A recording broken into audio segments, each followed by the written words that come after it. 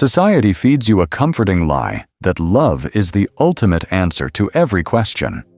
They indoctrinate you with the belief that if you love deeply enough, give without hesitation, and remain perpetually soft, the universe will wrap you in protection, grant you respect, and reciprocate your kindness tenfold. But Niccolo Machiavelli viewed this sentimental approach not as a divine gift, but as a strategic liability.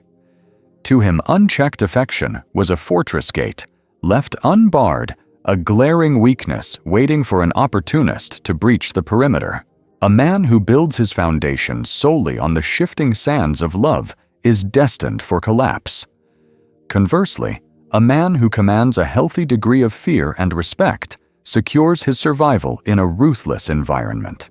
This isn't because love is inherently evil, but because love is inherently blind, while the world remains predatory and wide awake. The moment raw emotion takes the wheel, strategic thinking is thrown out the window. Think about your own circle. You love your family, your close friends, your significant other. You grant them full clearance to your life. You forgive their transgressions before they even apologize. You rationalize their disrespect even when it leaves a scar. And why do you do this? Because love dissolves the filter of skepticism. You stop calculating the risks. You stop fortifying your position. You cease to be a player in the game of power and become a spectator in your own life. You operate under the naive assumption that because you would never betray them, they possess the same moral code toward you. But Machiavelli would laugh at such innocence. He understood a brutal truth: even those who sleep under your roof will turn on you if it aligns with their self-interest, especially if they know your love renders you incapable of striking back. The true danger rarely comes from the enemy at the gates. It comes from the familiarity within the walls. Your enemies hesitate because they fear your silence and the unknown. But the people you love, they grow arrogant in the comfort of your softness. They become accustomed to your constant access, your predictability, and your unconditional obedience. Over time, this comfort mutates. They begin to expect your loyalty as a birthright rather than a prize to be earned. They demand instant forgiveness for repeated offenses and react with righteous indignation the moment you finally decide to pull away. Because love, when left unguarded and unmonitored, transforms a sovereign man into a utility. It doesn't always happen with malice, but it happens inevitably. Machiavelli didn't preach the total elimination of love. He preached the containment of it. You must love with a ceiling, with a calculated cost, and with a plan. Because without a hard limit, love becomes nothing more than reckless emotional exposure. And make no mistake, emotional exposure is the single most exploitable position a man of power can find himself in. It is handing your opponent the knife and turning your back. Let us clarify the terminology. To be cold-blooded does not mean to be cruel or sadistic. It means to be hyper-aware, aware of how human nature shifts when people get too comfortable. It is being aware of exactly what you sacrifice when you become transparent. It is understanding what love devolves into when it goes unquestioned and unchallenged for too long. It turns into entitlement. Machiavelli understood a nuance that most modern people miss completely. The people who love you unconditionally will still hurt you through their own incompetence or negligence. And the parasites who stay close only for what you provide will hurt you deliberately the moment the resources dry up. Therefore, the solution is not to become a robot and stop loving. The solution is to stop leading with love as your primary negotiation tactic. The second you lead with your feelings, you forfeit your leverage. Have you ever wondered why your advice is often dismissed by your own family members? Why do your friends tune you out once they have extracted what they needed? Why does your partner operate without the fear of losing you? It is because they know your affection overrides your logic every single time. They know the script. They know you will be the first to apologize to keep the peace. You will come crawling back. You will explain away their bad behavior. You will defend your feelings instead of standing on your principles. You will never enforce a real consequence, and in the laws of power that makes you predictable, soft, and safe to disrespect. Machiavelli warned us clearly, it is better to be feared than loved if you cannot be both.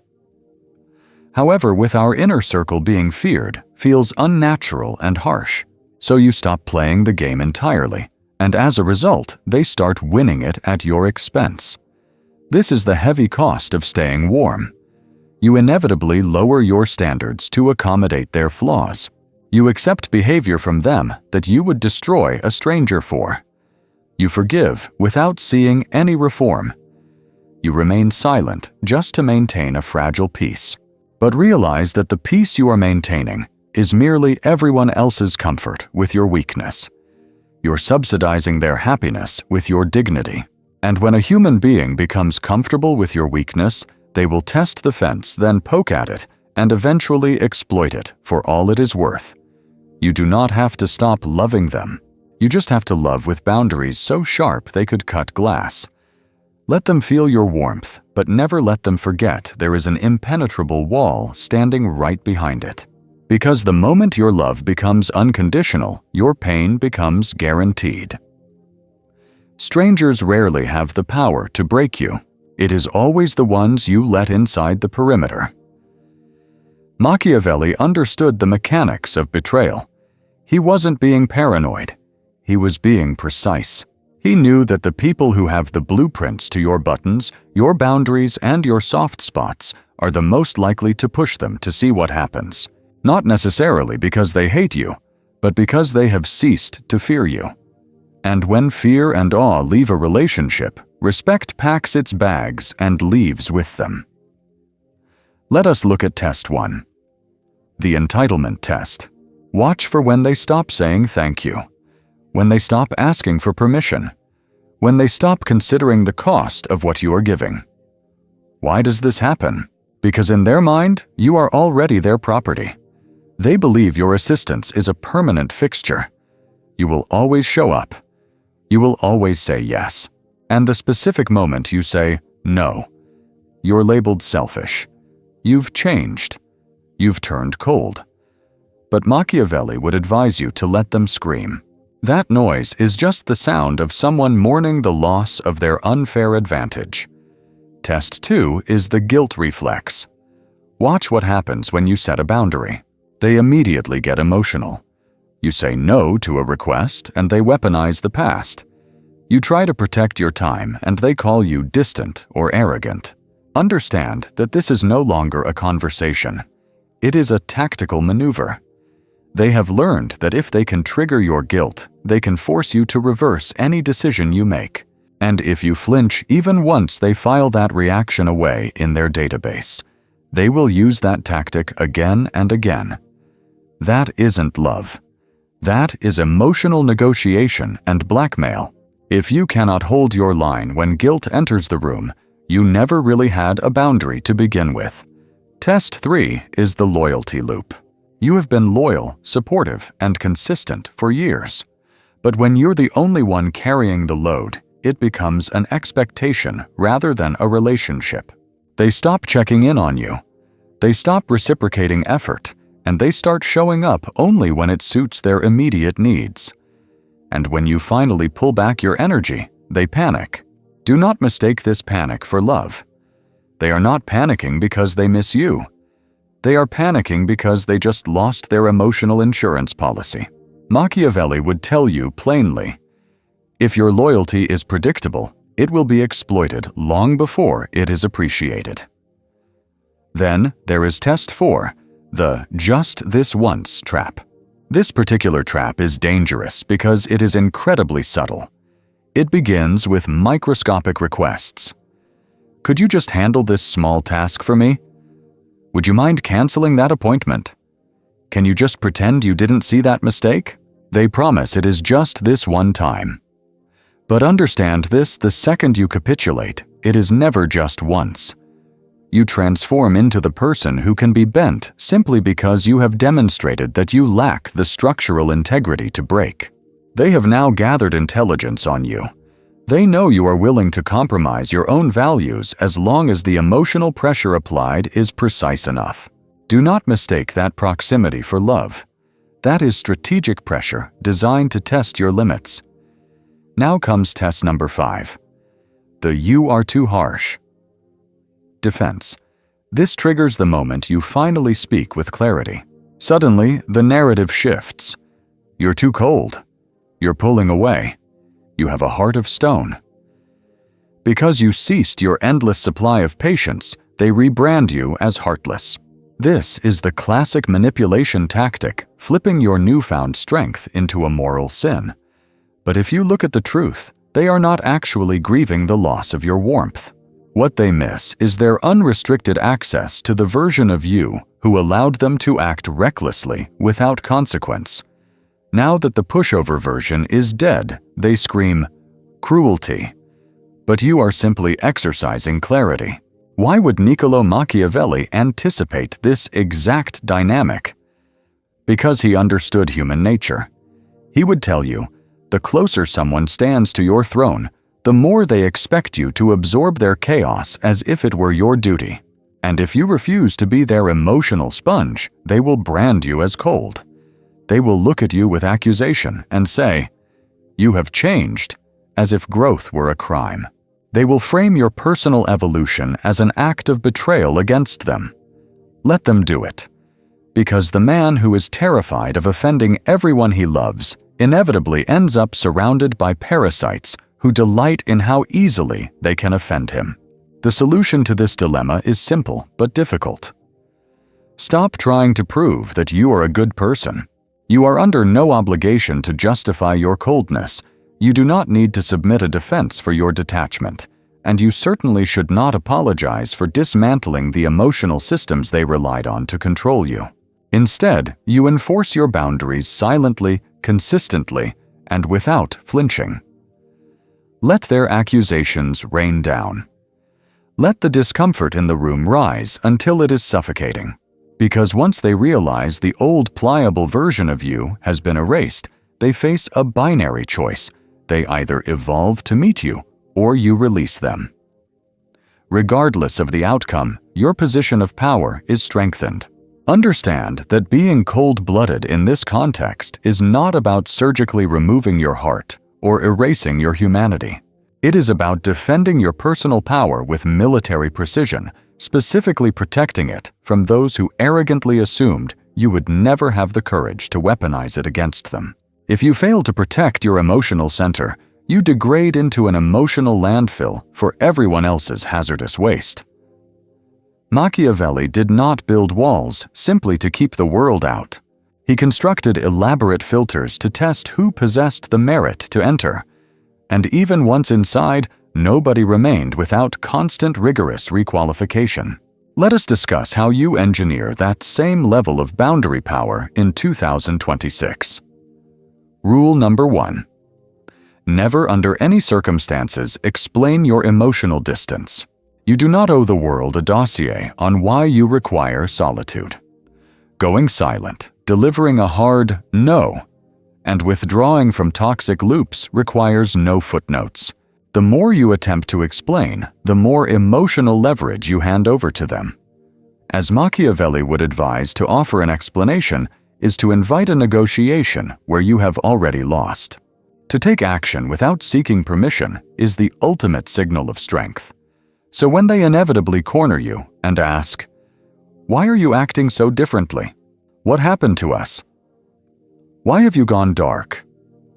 Do not take the bait. Do not argue. Do not vomit your reasoning onto the table for them to dissect. You simply offer a cryptic response, "I have recalibrated." Then you hold the silence. That refusal to bleed emotionally either commands instant respect or it exposes the people who were never capable of giving it. Rule number 2. Set consequences, not conditions. The average person sets conditions which are merely suggestions. They plead, "Please do not talk to me like that again," or "If you do this, I will be deeply hurt." This is begging. A Machiavellian mindset never begs for basic decency. Instead, he designed structures where disrespect incurred a heavy tax. You do not verbally warn them, "Do not do that." Words are cheap currency. You demonstrate through action. When you cross this line, I cease to exist in your world. And you do not reappear when they panic. You return only when and if you decide it serves your purpose.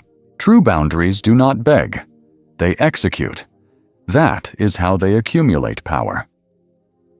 Rule number 3. Never negotiate through the medium of emotion.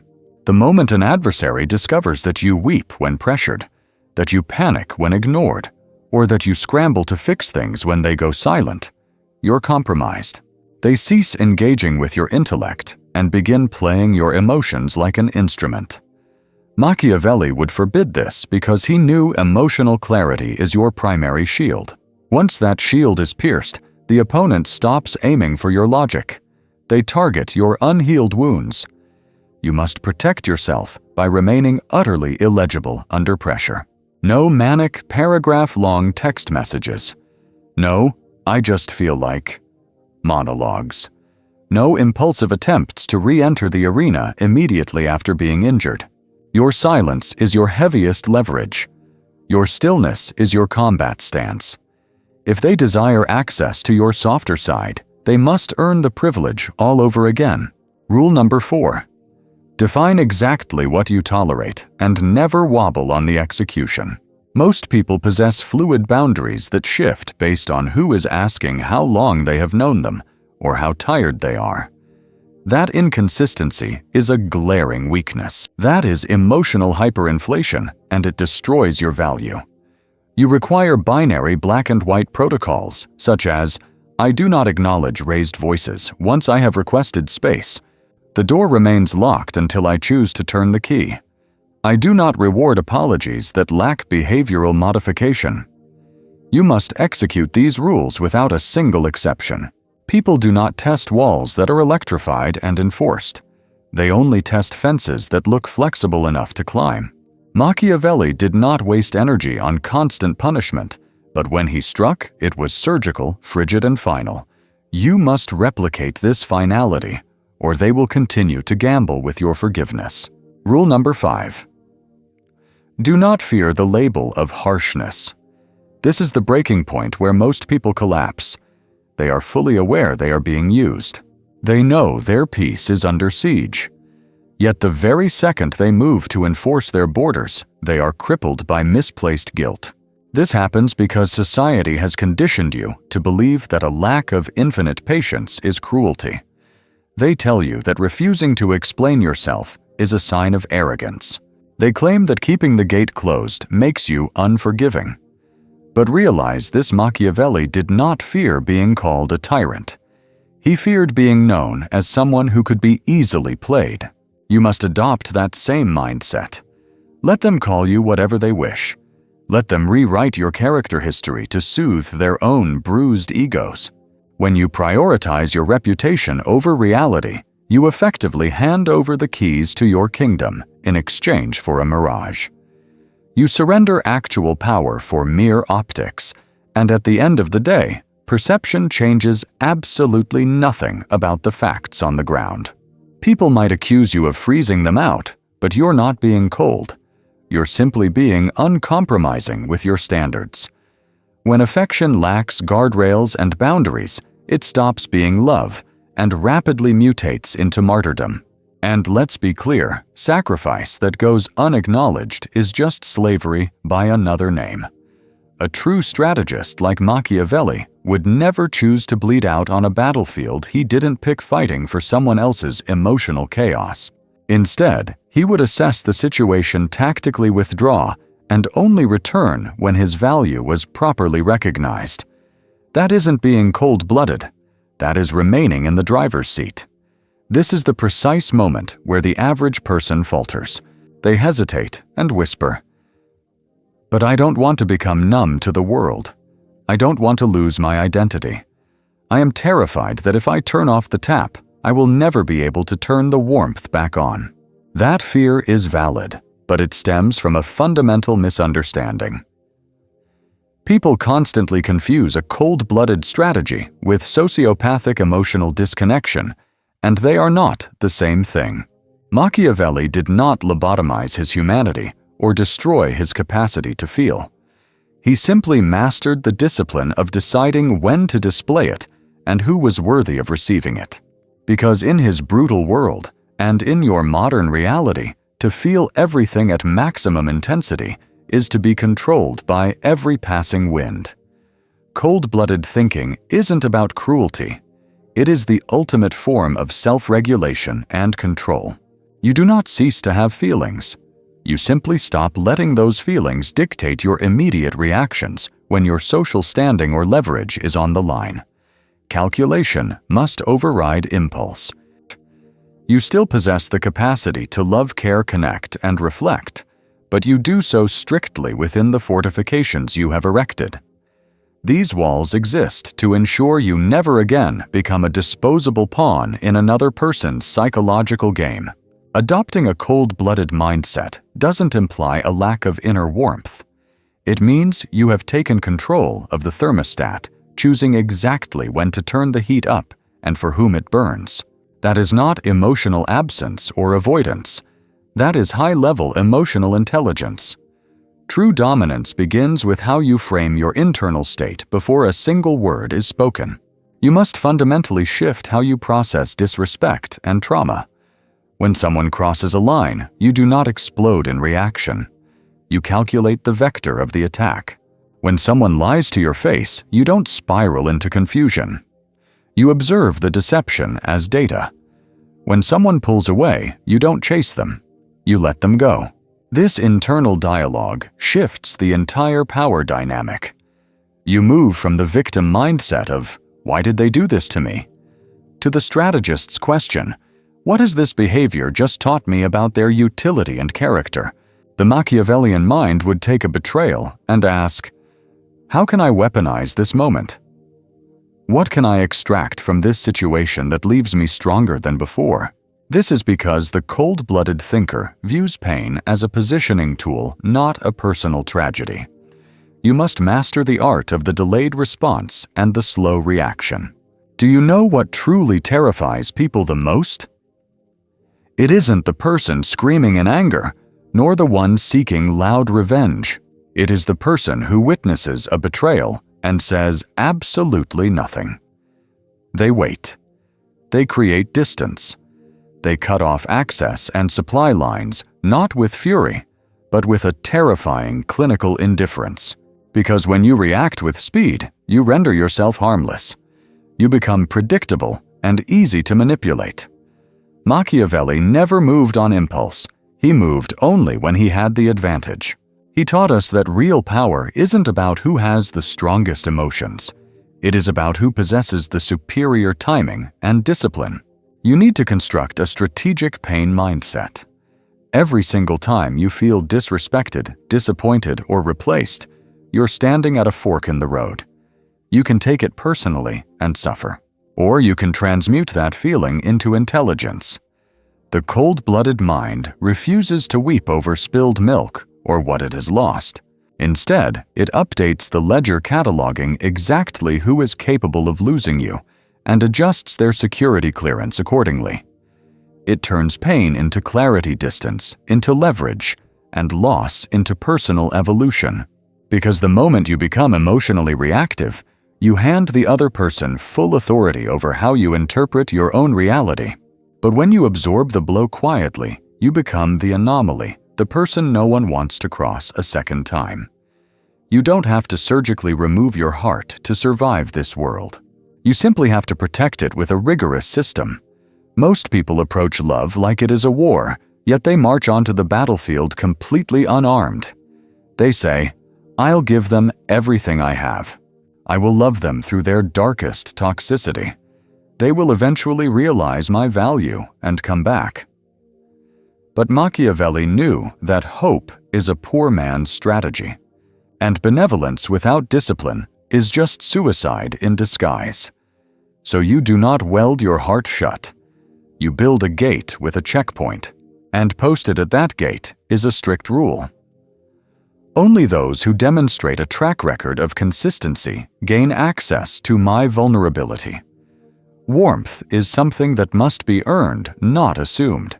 Your care must be conditional, not because you are malicious, but because your energy is a finite high-value asset.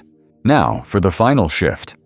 You must become comfortable with being misunderstood. This fear is what prevents 90% of people from stepping into their true power. They want to be strategic, but they are desperate to be liked. They crave respect, but they are terrified of not being seen as nice. And the strategist would tell you, if you require a committee to vote on your evolution, you have already surrendered the freedom to evolve. You must accept that you will be called cold. You will be perceived as detached or aloof. You will lose people who were addicted to the version of you that bled on command. Let them walk away because their discomfort with your boundaries is not your problem to solve. They are mourning their loss of access to the old you. And frankly, the old you was easy to hurt and manipulate. Being cold-blooded does not mean being heartless. Being detached does not mean being disconnected from reality. Being strong is often mislabeled as being selfish. But that is exactly what they will say the moment you stop over-giving, over-explaining, and over-loving. Suddenly, you're too much, too sharp, or too different for them to handle. And this is where most people fail the test. They either collapse and stay soft, getting used until they are empty, or they harden completely and lose their soul.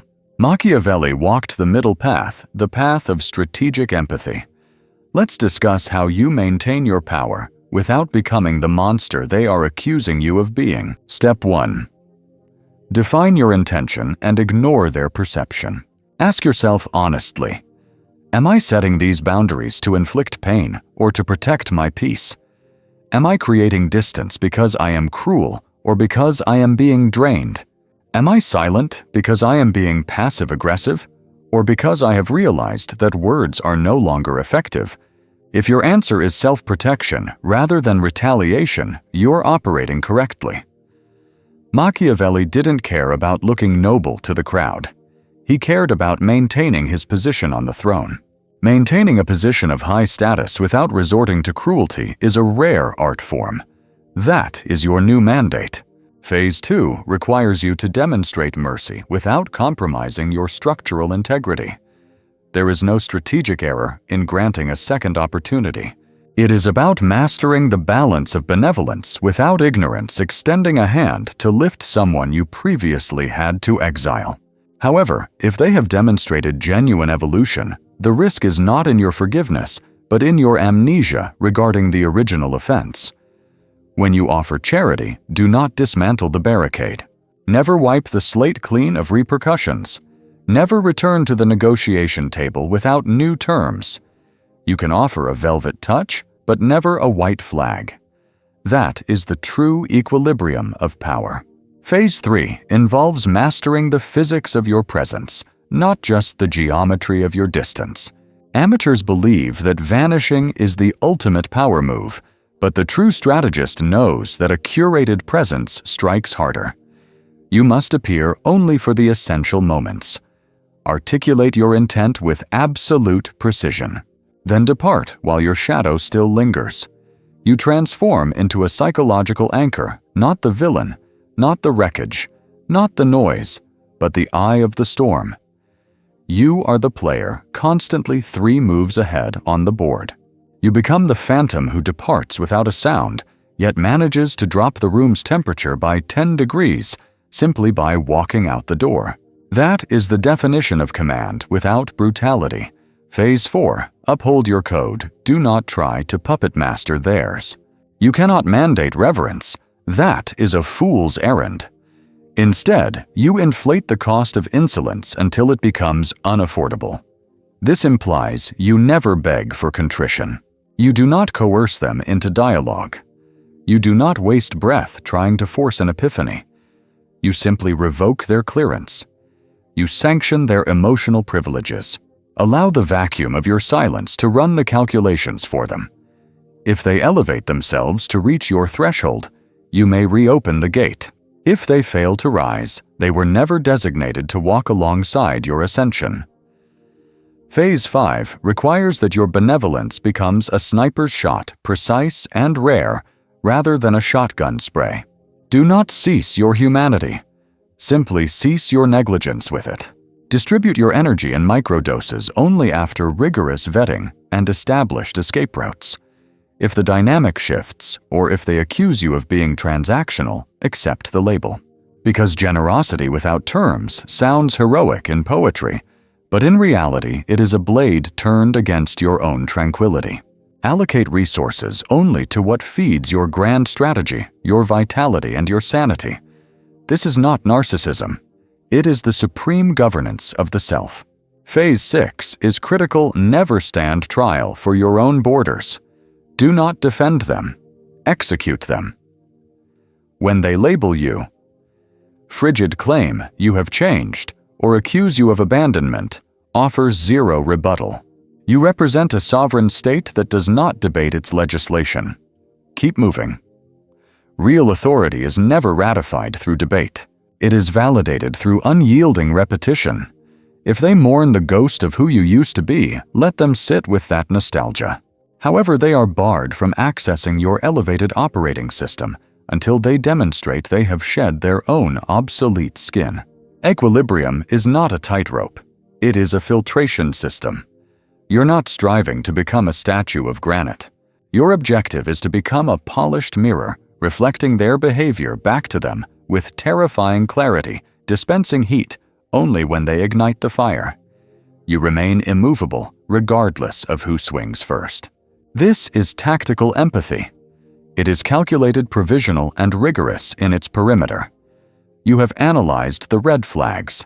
You have decoded the algorithms of betrayal. You have finally buried the iteration of yourself that was too fragile to survive. The ultimate evolution is not a hypothesis. It is an existence. The masters of strategy did not merely write about dominion. They embodied it. To maintain ice in your veins within a society that demands you burn yourself as fuel for others, you require a liturgy protocols, rites, and cycles. This is how you etch your limits into stone, removing the need to ever vocalize them again. Protocol number 1: maneuver without a manifesto. Never broadcast your departure. Do not utter phrases like, "I am distancing myself," or "I need to focus on me." Simply execute the drift. Decelerate your response times. Amputate the urge to justify your actions. Once you retract your energy, do not reinvest it. True fortifications do not require a ribbon-cutting ceremony. They are defined by their structural integrity, not your social media captions. The great strategists never canvassed for votes on their silence. They simply ensured the weight of it crushed the room. Protocol number 2: weaponize courtesy. Be cordial, never casual. Your affection is a high-value asset, not a participation trophy. It must be merited and sustained. Offer salutations with stoic grace. Deploy praise only when it serves an objective. Withdraw while your reputation is still sterling. This equilibrium preserves your avatar as disciplined and untouchable. Why? Because the man who wears his heart on his sleeve is a target. The man who is surgically precise is a puzzle that cannot be solved. Your glacial nature is not born of cruelty. It is born of architecture. Protocol number 3: analyze before you animate. Disappointment is inevitable. When it arrives, do not fracture. Investigate. When a line is breached, do not amplify the conflict. File the data. Being cold-blooded is not the absence of feeling. It is the absolute prohibition of feeling acting faster than logic. This interval, this cognitive firewall, is your supreme advantage. While the masses spiral, scream, or collapse, your paralysis of their chaos through sheer stillness will terrify them more than any rage ever could. Protocol number 4: never unlock a sealed door without a fresh key. You exited for a cause. Do not return without a conquest. If you dissolved an alliance, a romance, or a contract, force them to audition for the new you. Do not fall for the "it has been a long time" trap. Chronology does not cure treachery. Only enforced standards do. If they remain stagnant, you have lost nothing but dead weight. Protocol number 5. Guard your serenity as a classified operation, not a public declaration. Stop reducing your hard-won emotional maturity to a cheap marketing tactic. You do not cultivate a cold exterior simply to solicit admiration or applause from the gallery. You harness that detachment to manufacture scarcity, compelling others to respect the access they cannot simply demand at will. You move in silence, yet you protect your interests with profound intensity. You allow the undeniable consequences of your rigid self-control to echo far louder than any digital content or borrowed philosophy ever could. This is the true Machiavellian apex, possessing total unshakable power. Without ever speaking a word to explain yourself,